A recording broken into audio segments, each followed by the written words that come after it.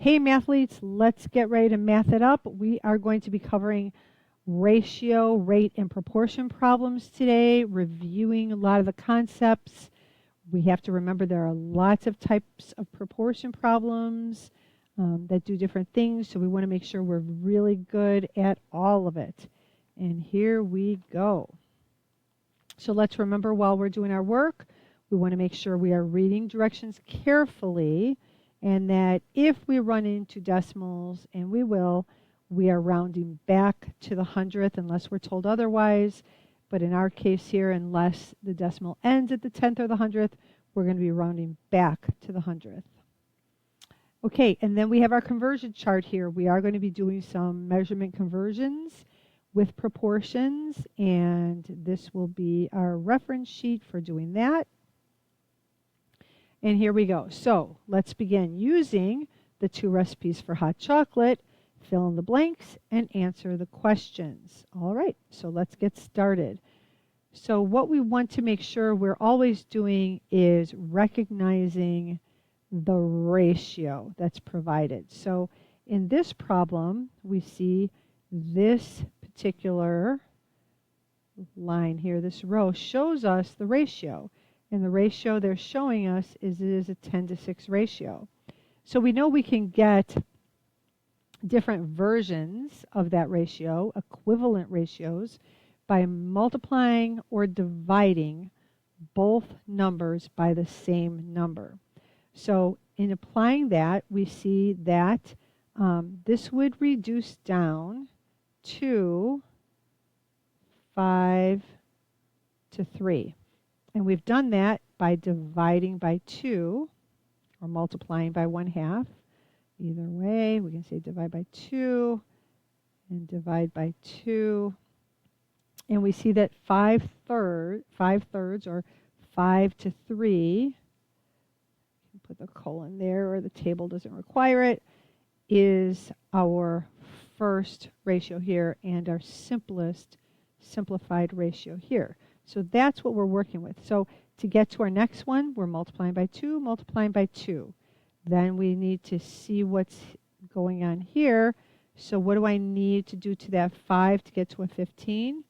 We're multiplying by 3. Therefore, I have to multiply this by 3 as well. And 15/9 or 15 to 9. Is that reduced down to the other 2? Absolutely. And then finally, here I'm working with just one part of my ratio. How do I turn a 3 into a 15 through multiplication or division? I would multiply by 5, and again, I'm going to apply that same thing here, multiply by 5. So 25 to 15 would be another equivalent ratio. So if I have 25 cups of milk available to make a lot of hot chocolate, I know I'm going to need 15 teaspoons of that chocolate to add to it. So that's our first table. But there's a second recipe here. Let me erase this. There's a second recipe here that's just a little different. And let's take a look at that.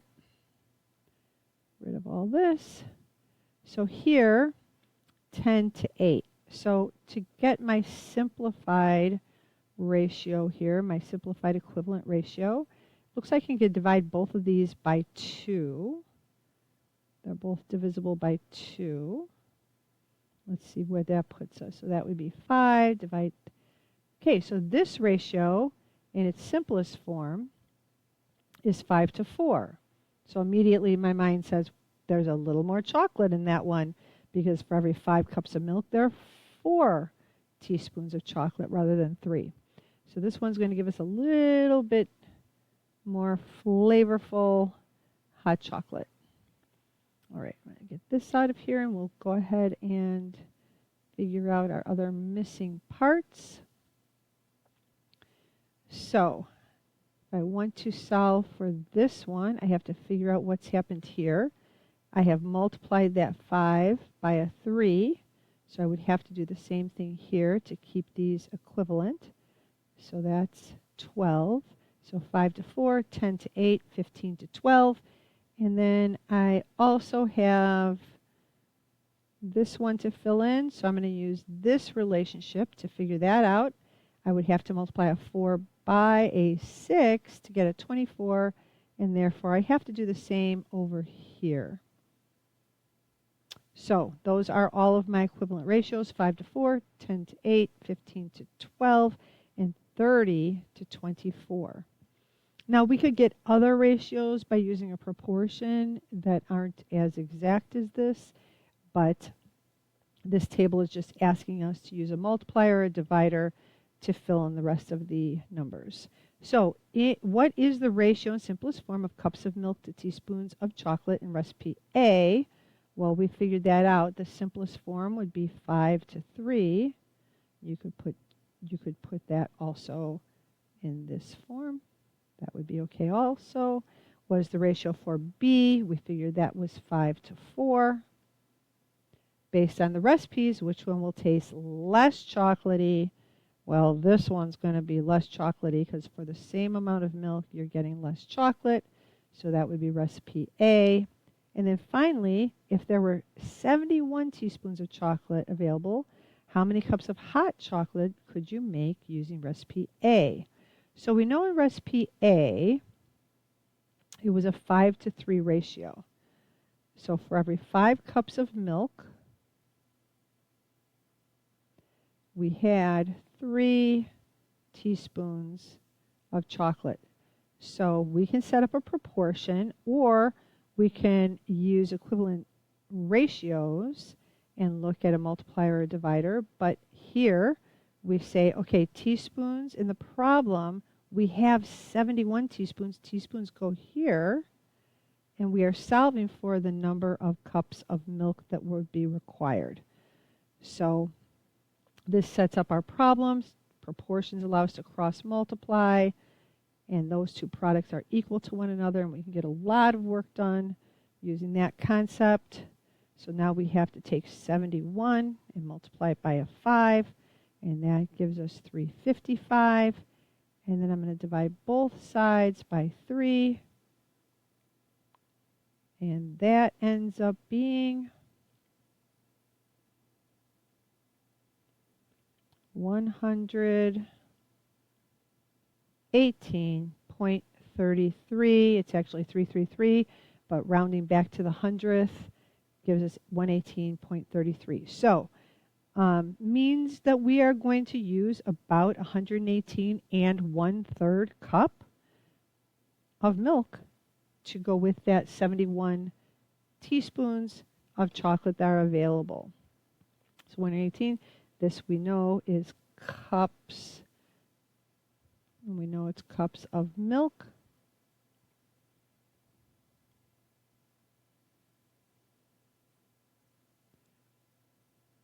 Oops, and I wrote that the wrong way. Just one moment. Cups. There we go. And that takes care of that. All right, let's carry on. We'll get to the next slide here. See what's next. Okay. Class is made up of 14 boys and 18 girls. What is the ratio of girls to boys in simplest form? So they asked us for girls first. And remember, order matters. We have to answer in the order that we were asked. So this told us boys first, but we need girls to be first. So there are 18 girls to 14 boys. So right now, we've accomplished the first thing in that we have the girls first, the boys second. But it did ask us to give it to them in simplest form as that ratio. So I can see easily these are both divisible by 2 because they're even numbers. Let's do that and see what happens. So we're going to divide by 2. That would give us 9 girls. For every divide by 2, 7 boys. Can we do anything more with that? We cannot. So our ratio of girls to boys is 9 to 7. And the ratio of boys to students. So for this one, we know the boys total 14. But the second part of our ratio needs to be students. So the students, we're going to have to add up the boys and the girls. So we have 14 boys and 18 girls. That's going to give us 32 students. So in this case, we're comparing a part to a part, girls to boys. Here we're comparing a part to the whole group. So again, we're just going to do this in simplest form. Again, I can see that these are both even. I'm going to try dividing by 2 on both sides and see what happens. We'll start there. 7 divided by 2 to 16. And it looks like that's as far as we're going to go. There's nothing in common with a 7 and a 16, no common factors. 7 is a prime number. So there you go. So again, boys to students, we have to be careful about order. We want to simplify when we're asked to, and that is a part to a part, boys to girls, and this is a part to a whole, boys to students. Okay, now we have another problem. There are 10 dogs and 12 cats. Write a part to whole ratio question and answer it. So part to whole, of course, is going to be either the category of dogs or the cats to pets or animals, something that would encompass both dogs and cats. So one way I could do this would be there are 10 dogs for every 12 cats. That would be a statement that I can think about. So what would the question be? So the question is going to be, again, order is going to matter. How many dogs are there for the total of animals or pets? And this could be phrased all different kinds of ways. So again, we're going to answer that, and the dogs would be 10. The animals are going to be 10 plus that 12 or 22. And we're going to go ahead and just get that in simpler form. They're both even. I'm going to divide by 2 and say 5 to 11. So for every 5 dogs, there are 11 animals. So for every 5 dogs, there are 11 animals. And again, that ramped up would be times 2 times 2, 10 to 22. All right, we will carry on now. All right, now, in terms of answering, let's make sure we're being very careful. This says solve using equivalent ratios. That is not a proportion. It's a little different kind of a thing. Let's get into the problem. If there are 3 oranges to every 7 apples, how many apples are there if there are 27 oranges? So we can do this a number of ways. We can use a fraction. We haven't used fractions yet. So we can set up this to look like this. 3 oranges for 7 apples. So what we're going to do with equivalent ratios is we're going to solve by using multiplication in some version of 1. So the end product is 27 oranges. So we are looking for this part. So I am going to utilize a version of 1 because I can multiply anything by a 1, and it may look different, but it's going to keep its same value. So what version of 1 would I need here? What can I multiply a 3 by to get 27? Well, that would be a 9. So I have to use the version of 1, 9 over 9. And that is going to allow me to fix this denominator for the new ratio here. So 3 times 9 is 27, and 7 times 9 is 63, and these are apples. So again, will 27 63rds reduce down to 3/7? They will. They're equivalent ratios. I would just simply have to divide by a version of 1, and that version of 1 is going to be 9 over 9. 27 divided by 9 equals 3 oranges, and 63 divided by 9 is going to equal 7 apples. So it goes both ways. And the answer is here, finally, 63 apples.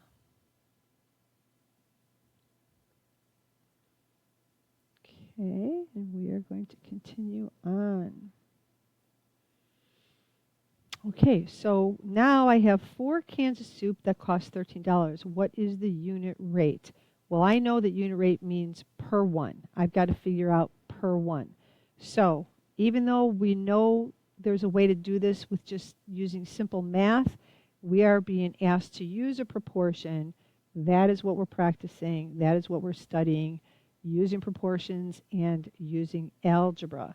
So let's try to set this up with a proportion. All right, we want to find a unit rate of 1. We want 1 can. So 1 can, and what we're solving for is what does that cost? So I'm going to just put that $sign there to help me remember what's going on here. So this is going to be our solving ratio, and this one we're going to set up with the information that we need to figure this one out. So how many cans do we have in our information ratio? Well, we have 4 cans, and we're aware of the fact that those cans are going to cost $13. The 4 of them are going to cost $13. And I am going to, just so it's not confusing, a lot of times we put the label after the number, but I'm going to put it on this side just so that it doesn't confuse anyone. And again, those labels are just so that I can remember to set things up the right way. Remember, there's always a relationship here, cans to cans, money to money. This is my helping ratio that tells me what the relationship is. This is my solving ratio here. And we'll go ahead and start our process. We know that cross multiplication allows us to solve these because the product of this is equal to the product of this. And I know that you knew that you just had to divide that 13 by 4 to get the price per can. But this is us proving that we know how to do the algebra involved. And then when it's money, it's always our rule to round to the back to the 100th. But when it's money, obviously we always do that because that's how money works. So x equals 3.25, and 3.25 is what it costs per 1 can. And that's doing that solving with a proportion. All right, let's carry on. If a family drove 132 miles in 4 hours, what is their average speed? So we are going to find a per hour, miles per hour. If they drove that far in 4 hours, we're figuring out how much did they drive in 1 mile, in 1 hour. I'm sorry.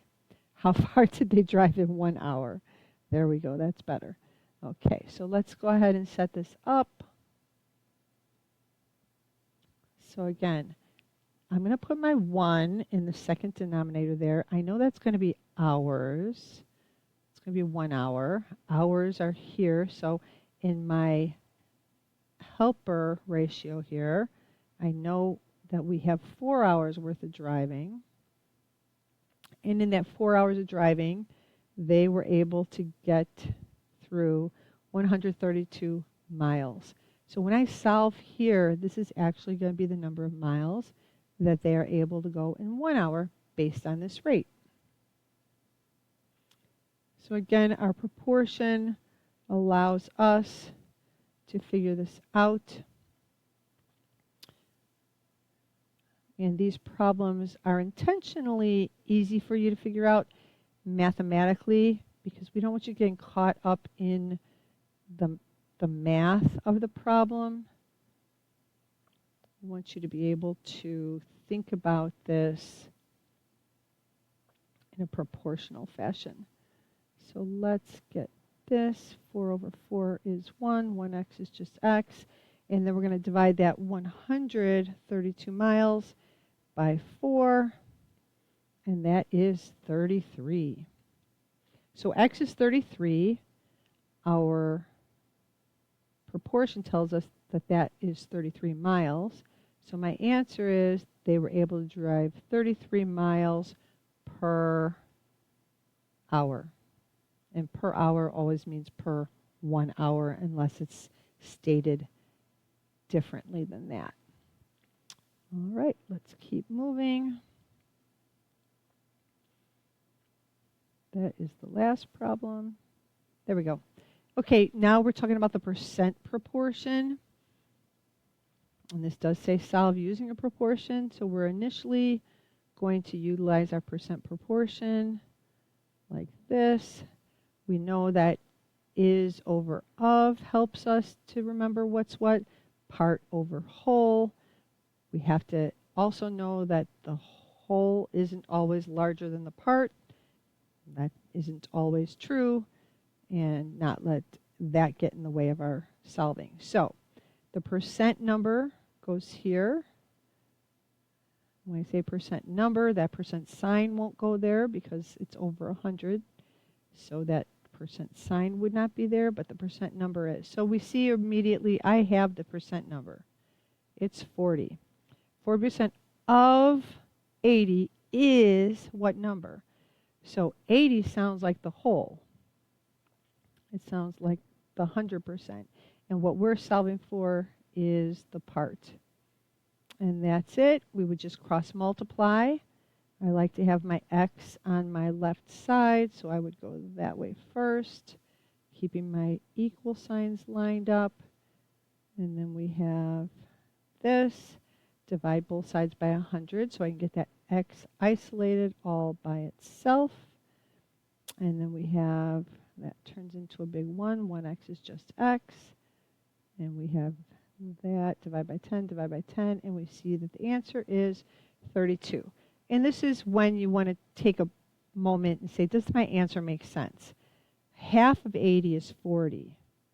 Would 40% of 80 be 32? Does that make sense? It does. So it's important to take that moment and really see if your answer makes sense. So 60 is 90% of what number? That sounds like it's going to work a little differently. So I set up here, I know I have my percent number right here. It's 90%, so it's going to be 90 over 100.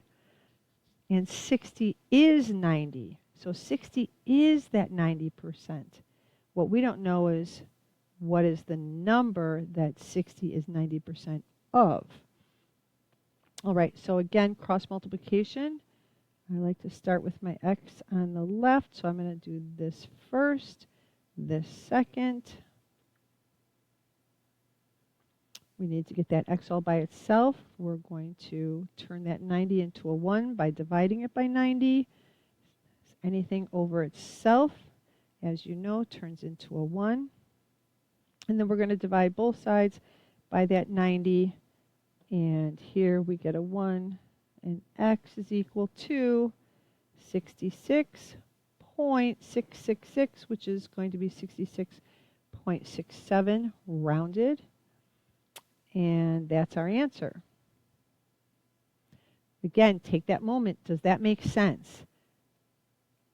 60 is 90% of a number. Well, does it make sense that 90% of 66, that's a large portion of 66, might be 60? It does make sense. This isn't telling you that your answer is exactly right, but it is telling you that you have an answer that makes sense. All right, and we shall carry on. 60 is what percent of 240? Okay, so let's look at that one.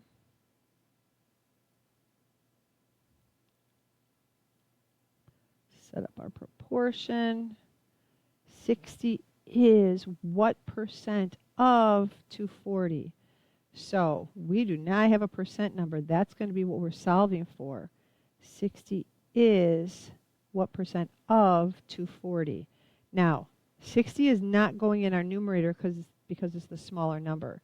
It's going in our numerator because the sentence is telling me that 60 is something of 240. That's why it's going in the numerator. All right, we're ready to go. 240x. I'm going to keep my equal signs lined up. And then this is going to look like this. Divide both sides by 240. So I can turn this into a 1. Get that x. And we have 6,000 divided by 240. And that equals 25. So 60 is 25, and that 25 we know once we pull it off of that 100, it's a percent. So 60 is 25% of 240. Does that make sense? Is 6 1/4 of 24? It does make sense. Okay, one more here like this. We're going to set up, and let's see what we have and what we're solving for. I don't have a percent number here. I can see that right away. 140 is what percent of 70? These are the problems that you can easily get wrong if you're not careful. It is not small number on top, big number on the bottom. That is so elementary school. What we're doing here is we're paying attention to the words. 140 is some percent of the number 70. Again, percentages can be over 100%. And this is a situation where we're going to have that happen here. So 70 times x equals 140 times 100. So we are going to divide both sides by 70. So we can get x all by itself. 1x turns into just x. And on the other side here, we have 200. Now, we know that that's a percentage. At 200 here, when I pull it off, it's a percentage. So let's look at the problem. 140 is what percent of 70? Well, 70 is 100% of 70, right? So 140 must be another 100% of 70, or 200%. And that is your quick check to see if your answer makes sense. And let's carry on. A college entrance exam was taken by 1,200 students. If 15% of the students did not pass the exam, how many students did pass the exam? So that sounds like I might need an extra step. So let's see what we have here. All right, it says solve using a proportion. I know this is a percent problem. I know I have a percent number. I'm going to put it there. And then I've got to read carefully here. The college entrance exam was taken by 1,200 students. If 15% of that 1,200 students did not, okay. So I know that 1,200 is the total students. That's the whole. I am looking for the part, right now 15% did not pass. So this x is going to be the number of students who did not pass the test. Okay, it's important that I define that x because the final question is a little different. We'll look at that in a minute. So I'm going to start my cross multiplying. I like to capture my x first because I like that on the left. And it doesn't matter if it's on the left or right. That's just my preference. You can do that either way. And then 1,200 times 15. We'll divide both sides by 100 because we want to turn this into a big 1. And that's how we do it. And x equals 180. So let's look at our question again. how many students did pass. X equals the number of students that did not pass. So now I need to just take that 1,200 students. I need to subtract 180. These are the ones that did not. And that tells me that 1,020 students did pass.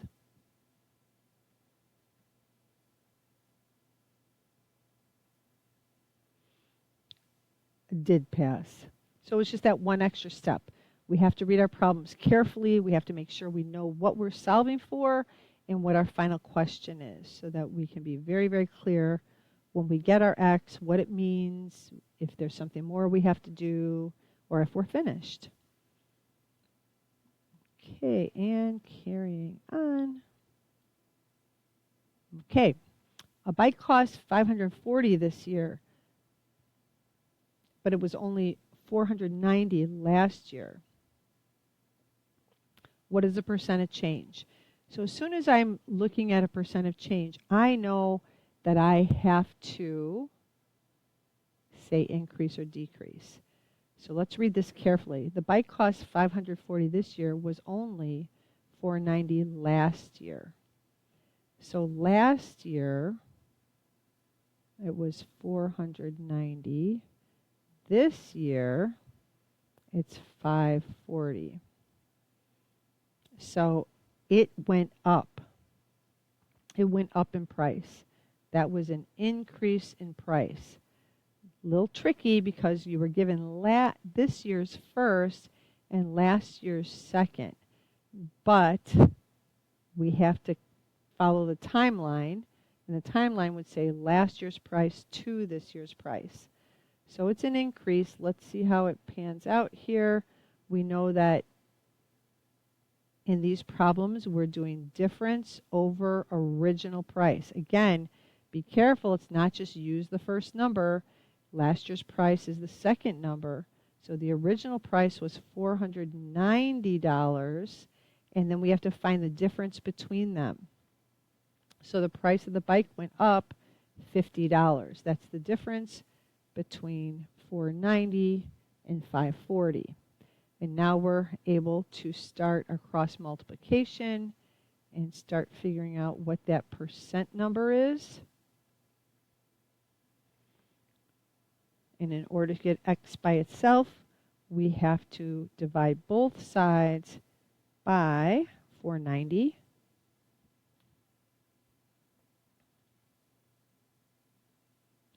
That's what turns this into a big 1. 1 times x is x. We have to get that x in a whole positive form on one side of our equation in order to carry on.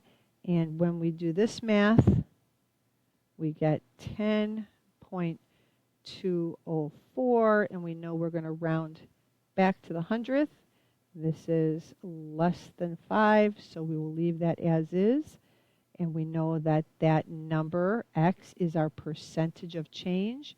So we say that it is 10.20%, and it is an increase from last year to this year.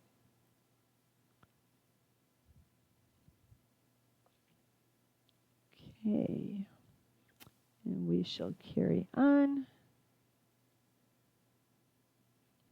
Okay, here's another one that says percent of change. So my post got 28 likes yesterday, but got 42 likes today. So we have a change here. So 28 yesterday and 42 today. That is an increase. That was an increase from yesterday to today. We're going to need the difference, so we can figure that out now. 14 is the difference between the numbers. And the original number is the number for yesterday. This is the new number. So that's everything we need to get this done. So again, difference over original. Difference is 14.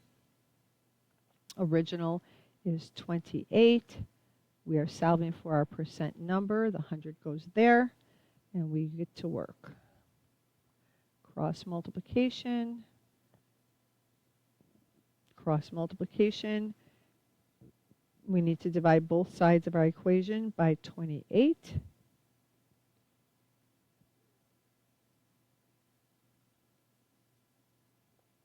And x equals 50. So that was a 50% increase in likes.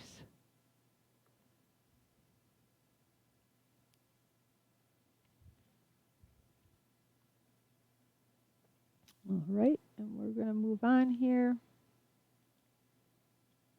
How many feet are in 30 meters? So we're being asked to use a proportion, but this is definitely a measurement conversion problem.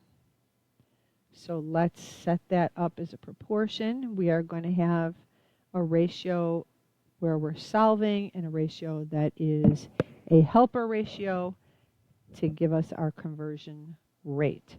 So 30 meters is what we have. We are looking for the number of feet that is in those 30 meters. In order to solve this, we need to know how many feet are in 1 meter. And again, if meters are down here in that denominator, then they're there all the way across. If feet are up here in the numerator, then they're there all the way across. So 1 meter, as we look at our conversion table, we see that 1 meter is 3.28 feet. So now we know this is our conversion ratio, our helper ratio, and this is what we want to figure out. If 1 meter equals 3.28 feet, how many feet are in 30 meters?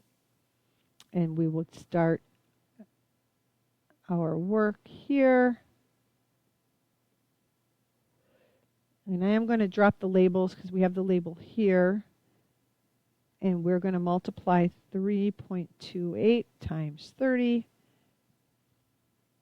And x equals 98.4. And as we look up here, we see that x is feet. We solved for feet. So there are 98.4 feet in 30 meters. Okay, so again, letting this make sense. And we're just going to use nice round numbers. If 1 meter is about 3 feet, does it make sense that 30 meters would be about 100 feet? That's about a 3 times. I'm not positive it's right or wrong at this point, but I do know that it makes sense. The number makes sense. It doesn't seem unlikely that that would be the case. Let's go to our next problem. I think we have another conversion here. Grams to ounces. Okay, let's go ahead and set up because we've been asked to do this in a proportion. Okay, so what we have is ounces. We were provided with a certain number of ounces, but we need to find grams. So we need to figure out how many grams are in 17 ounces, and the way we do that is by figuring out how many grams are in 1 ounce and then set up the proportion. So we can look at our conversion table, find 1 ounce, and look at the fact that that is equivalent to 28.35 grams. Now, if you think about the fact that an ounce is about the weight of a piece of bread, and a gram is about the weight of a small paper clip, it makes sense that there'd be a lot of grams in 1 ounce. So here we go again. This is just going to be x. This is going to be 17 times 28.35. And 17 times 28.35 is 481.95. So we know that we were solving for grams, and the number of grams in 17 ounces is 481.95 grams. And again, does it make sense? If 1 ounce is about 30 grams, then 17 ounces, would that be about 480 grams? It's about 30 times as much, right? So if I multiply 17 times 30, it's in the ballpark. So again, it doesn't tell us our answer is exactly right, but it does tell us whether or not it's reasonable to make those estimations.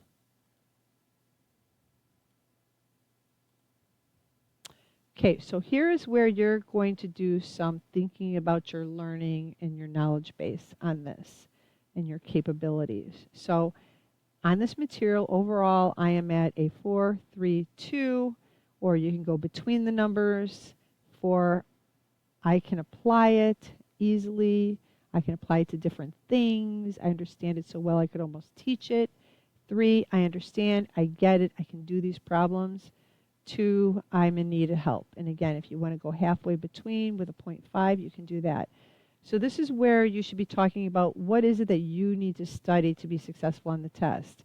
If you struggled with conversions a little more than everything else, that might be here. If you need to work on your ratio tables, so you decide if there's any category specifically or two that you need to study. Then here's your plan to study. So you've already done the practice test. You've already watched the video to check and correct your work. So what do you do now? First I will, then I will, finally I will. So is it going back to old class kicks, specific old class kicks, to review some of the problems in one of the areas that you're not as strong in? Is it looking at Math It Up videos? Is it looking at other types of videos that have been provided to you? Is it redoing some of these problems? Maybe redoing your check and correct problems in your Math It Up slides. You know, only you know what you need to do to be successful. So make sure you have a plan, make sure you write out your plan, and then make sure you execute your plan. All right, well, thank you for listening. I'm glad you're advocating for yourself and doing this the right way. So peace, love, and pie to all. And don't forget to stay docious. Bye-bye.